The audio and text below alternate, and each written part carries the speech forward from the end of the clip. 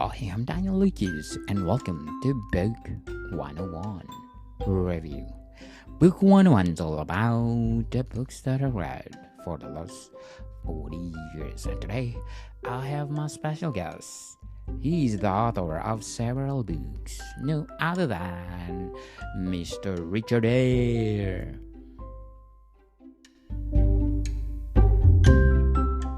So let's talk about your two anthologies. Can you tell us? Yeah. I mean, I don't know if James Herbert ever did any short Anthologies. stories, or anthologies, but I've got two anthologies out, two books of short stories. Called one of them, the first one I wrote was called A Hatful of Shadows, and the second one is called Nightmares and Daydreams. And yeah, so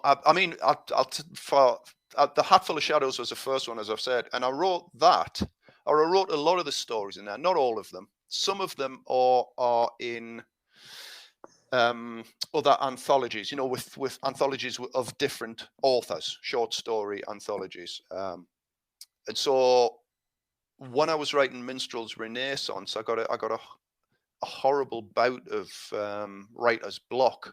I just couldn't see where the story was going. And instead of just sitting staring at the laptop, I decided I would put together a little anthology of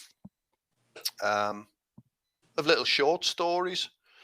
And so that's what I did. Yeah, I had like I say, a couple of stories that had been in other books, and then I just decided to put them all together in my own book. Hateful of Shadows. One of your comments of your reader says, "Oh, chilling, haunting, beautifully gruesome." Wow. Yeah, Everything, yes, everything you need under one cover. So, how many stories are there? I think there's about 10 or something, 10 or 11. That was one of them. I had the first ever short story I got published in an anthology. In fact, the first piece of writing I was ever paid for. And I took a photograph. I got a check for $10, and that was a compendium of it was going to be sort of what do they call it, pulp horror. It didn't actually end up like that, but I wrote a story for that called Home at Last. And so I thought, well, and when I was writing, like I say, when I was writing Minstrel's Renaissance, I just thought I'm just gonna, and I'd already written some other stories as well for either for competitions and then they'd not got anywhere, or just for my own, just for pleasure, just writing stuff out. But they're all horror. In this particular book, there's one or two I think now when I read back, I think, oh, they're not very good, or they could have done with a bit better editing or things like that.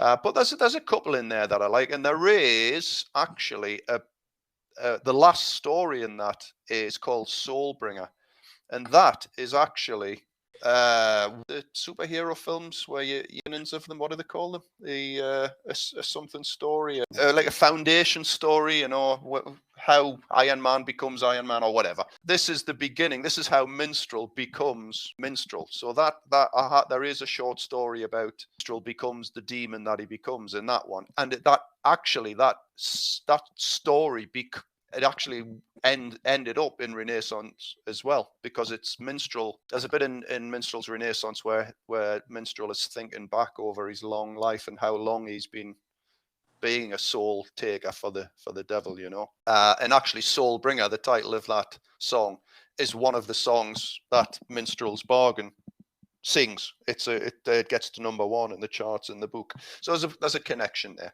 But there's different things. There's one sort of, in a way, sort of based on a story my dad told me. My dad's no longer with us.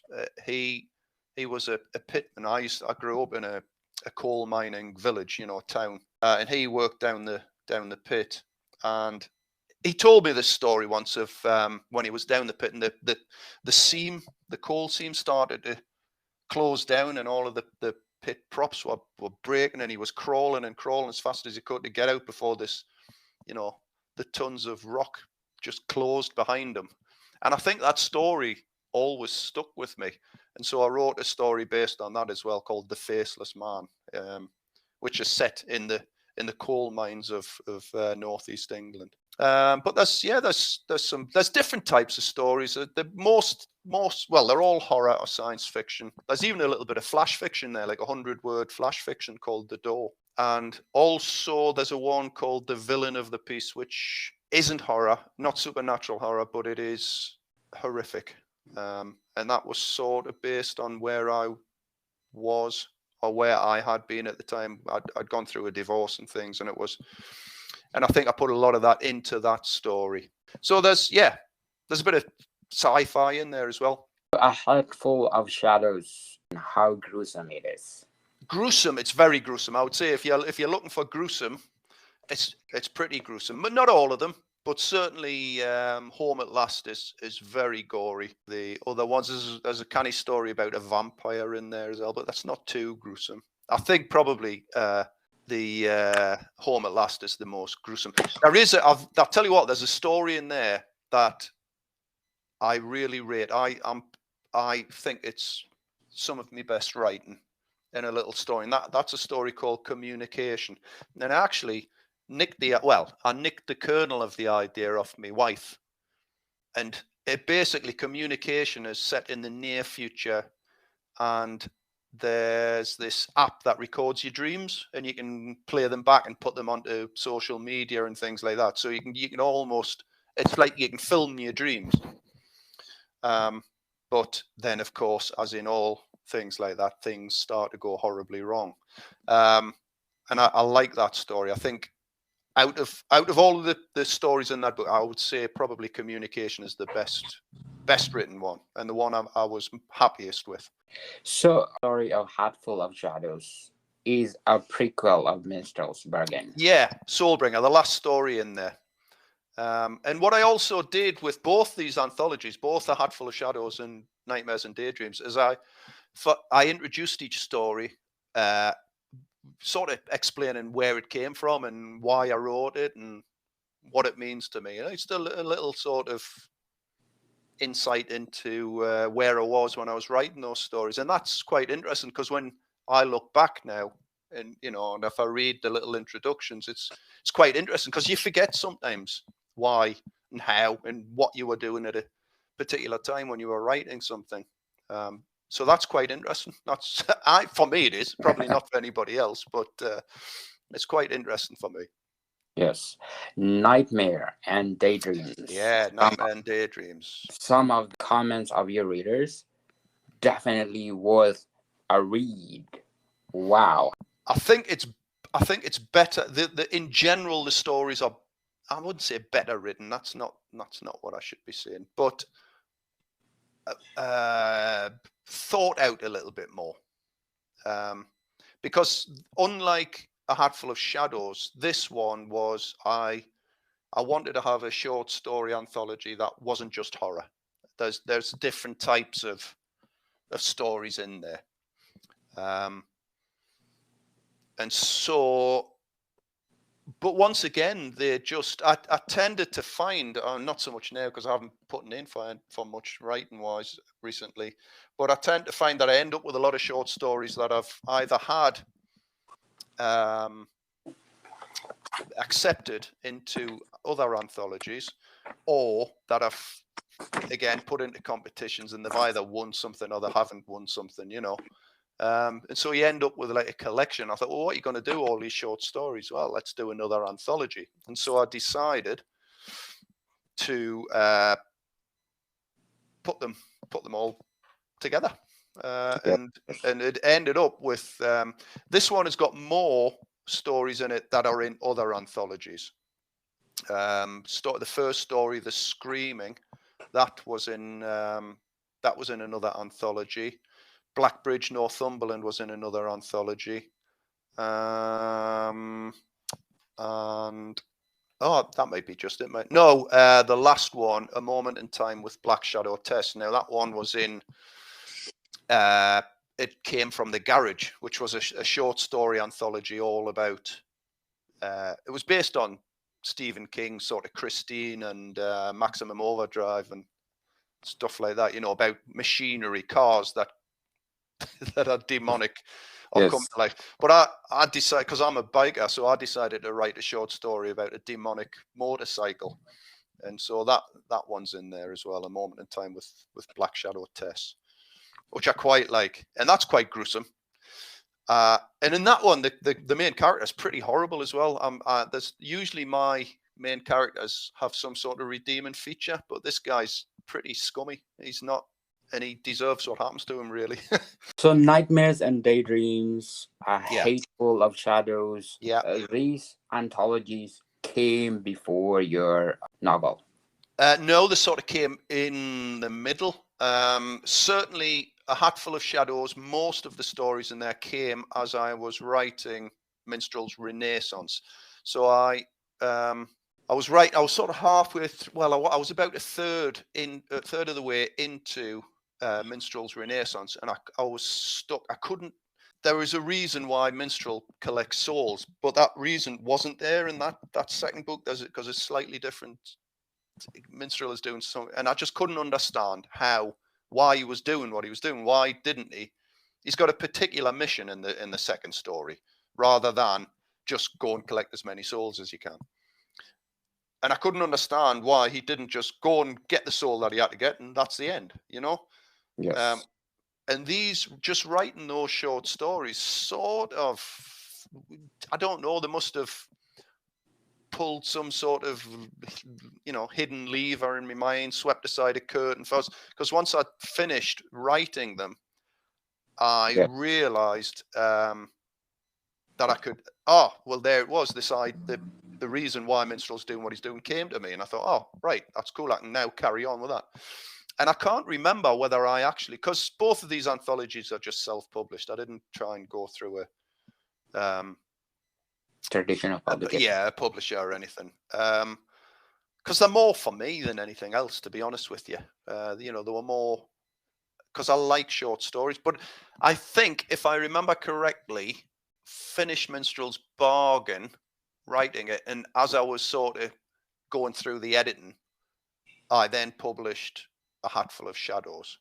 And then I wrote the third book in the Minstrel trilogy. I did A Life Eternal, and after A Life Eternal came out, I had enough short stories that I thought, I don't even know when it was published. I can't remember, but I think it must have been before Life Eternal, or at least one of the stories in Nightmares and Daydreams was definitely before Life Eternal, because it's sort of got me thinking about writing A Life Eternal as a book. Sorry, there's a story called Reflections in Silver and Gold, which was another competition entry, and I came third, and that was great. I won $100. I won for that story. Congratulations! I know, thank you. So, and that was the very first time, the very first thing that I'd written that did not have some sort of science fiction or horror element to it. And I love Reflections in Silver and Gold because it spawned Rob Deacon and A Life Eternal. It's a story of an old man who goes to Rome, and you find out he was there just towards the end of World War II as a young man, and he fell in love with an Italian nurse. And then something happened that made him go back home, and he comes back to try and it's not righting a mistake so much as coming to terms with how his life has been, and what he missed by not being with the woman that he loved. And it's a lovely little story. And I think that idea of a man's life, this man from a war. In this case, it was World War II, and in Rob's case, it's World War One. But a man whose life goes off on a tangent that he possibly never thought it would. And it's about inward reflection and you know, thinking about things. And that was the first time I'd ever done that, and I found I really loved writing about that. Yes. And I think that was, like I say, that was probably the little bit of inspiration that made me sort of start to think about something that eventually became A Life Eternal, the novel that I wrote later on. So do you think that's the prequel of your Life Eternal? It's not so much a prequel, because this man is a normal man. It was just the idea of this man living a lonely life, and forever wanting something that he couldn't have, you know. And I think also the idea of the war aspect. A man who's been to war has seen what the reality of war is. All of those sort of character or characterizations went into Rob Deacon, and I think that's certainly it made me sort of think that I could write something that, you know, where people aren't getting their throats cut or their eyes poked out or something like that. Yes. Before we go on, Mr. Richard, I want to shout out to the people listening in Australia. Thank you so much for listening. In New South Wales, I got 32% audience share. In Victoria, 25%. Queensland, and 18%. Australia, Capital Territory, of 13% audience share. And South Australia, 5%. Western Australia, 5%. And Tasmania.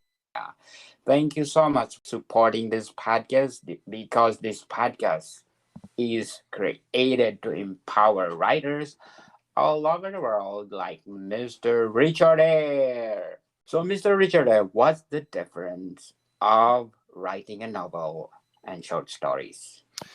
I think writing you know, every time anybody asks me this, I think back to Stephen King, and Stephen King said, and I don't think I can put it any better.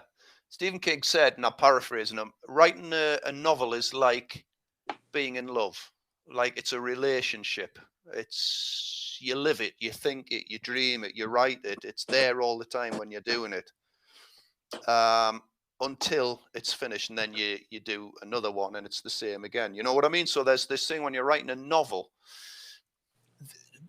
a good novel, probably there's lots of changes to it, but it's there all the time. It's always there in your head. Whereas a short story is, as Stephen King said, it's more like a quick kiss in the dark. You know, it's there. It's a flash in the pan, and the short stories. I do like writing short stories, because I think one of my problems as a writer is I'm a little bit too verbose, and I need to keep making myself shorten the structure of my work a little bit, I think. And I think practicing short stories does that. And sometimes you can write a short story where you can do it in an hour, and you just think, God, I've just created an entire story there. It's got a beginning, a middle, and an end. It's got a character arc. It's got all of that. And that's what I love about writing short stories and about reading short stories. The good ones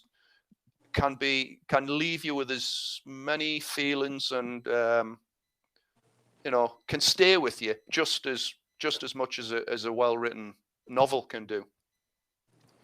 But at your age, which do you prefer to do? Writing stories or writing novels? I don't know, because I'm having a bit of writer's block again at the moment. I'm still trying to write the sequel to Shadow of the Knife, and I'll be honest, I'm struggling slightly at the moment.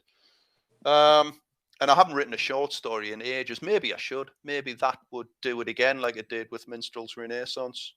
Maybe coming away from this podcast tonight, I might think, yeah, I've actually got an idea for a novel. Yes. But it's almost like little short stories that link together. And maybe it's time to start thinking about doing that properly, and maybe leave Shadow of the Knife 2 for a little bit, and maybe go back to it when I'm, yeah, possibly, I don't know. Is it like a pop-up, like a popcorn? Yeah. So how about your Shadows and Teeth? Yeah, well, Shadows and Teeth, that was one of the anthologies. That's the one where I've got a story in there called The Screaming, which ended up in Nightmares and Daydreams. So I quite like that one. That one there wasn't really an overarching theme, because sometimes you have, sometimes I'm in, like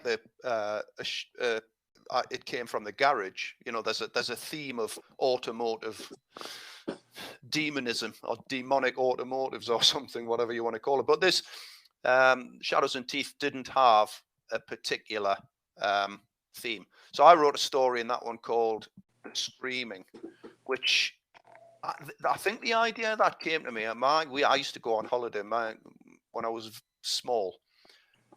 We used to go up to Scotland, because we don't live that far from the Scottish borders, and we used to go to a place called Pitlochry in Scotland. And I remember I bought, and I wasn't very old, I was probably on about 10, but I bought this book of Scottish ghost stories. And I remember sitting, lying in a caravan with a hissing sort of gas lamps, reading these. And there was one about this death bogle. Yes. A bogle is like a spirit, an evil spirit. And so I took the idea of this bogle and the idea of a banshee to create this story called The Screaming, and about a man who goes back to his ancestral home in Scotland, and there is something waiting for him there. But I think, without blowing my own trumpet, it's quite a clever story, and it has got a bit of a hats off to a certain cartoon series that I used to watch when I was a young kid, with a bunch of kids and a Great Dane who used to go and go and investigate mysteries, if you know who I'm talking about. So there's a sort of, it's not funny like that, but there is a sort of thing like that. I quite like The Scream, and it's quite an atmospheric story. I think those holidays that I used to spend in Scotland, and I love Scotland. I do love Scotland. I go there as often as I can, up to the Highlands. There is a mystique about that part of Scotland, and I think it's very easy to write an atmospheric story about a horror story, According to Mr. Barry, outstanding horror. Wow. Well, there's some really good writers in there. It's not just me, I mean, you've got Guy N. Smith in there. So to share, I've done all right. I've shared books with Stephen King, Guy N. Smith. I've met Guy N. Smith a couple of times because of these books, and because of a lad who I don't think I've given a shout out to yet, a fella called Chris Hall, and he does DLS reviews, they're called, and he has been a real champion for me. And we became sort of friends a bit, and he invited me down, and we used to go down, well, I'm saying down to Wales, where Guy N. Smith lived, and we used to go, and he had a sort of convention every year, and we'd all go and meet up, and then go to Guy's house and talk books and things, but unfortunately Guy died a couple of years back, and we haven't met up since, or I certainly haven't met up since, but that's something I want to try and put right as quickly as I can, as soon as I can. But yeah, so I'm in a couple of anthologies with Guy N. Smith, who was a lovely man, by the way. Oh, he was a lovely man. A legacy. Yeah, absolutely, a legacy. Both of the anthologies, really, it's just Amazon, because, well, one of them is on KDP. The other one, Nightmares and Daydreams, it's only Amazon, because although the paper books you can probably buy anywhere, the usual places.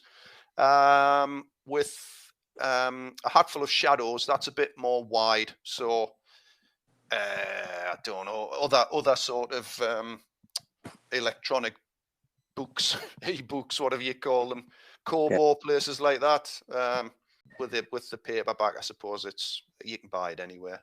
They're not much. I mean, both of them, they're only 99 cents in America or 99p in the UK. I don't know how much that'll be in Canada. What's it, about $1.99 maybe, something like that? Yes. Yeah. Here in Canada, the Minstrels Trilogy. Oh yeah. You can buy it anywhere in Cole and Indigo and Chapters. Yeah. They are only $5, people. So let's support Mr. Richard because the books is one of a kind and gruesome. They certainly are. Yes, movie outfit out there, HBO or Netflix. Let's try Mr. Richard Minstrel's trilogy. It's one of a kind. It's something else. So see it in a big screen or a series. Minstrel's trilogy is good for a series or good for... Yeah, I mean, to be honest, nowadays there seems to, I mean, when I wrote that first book, that Minstrel's Bargain, horror had sort of gone out. I'd missed the boat, you know. Horror had sort of wasn't what people were reading in the sort of mid-90s, early 90s, mid-90s. Didn't seem to be. I've got an idea that people read horror books when there are bad things going on in the world. I think people retreat to horror.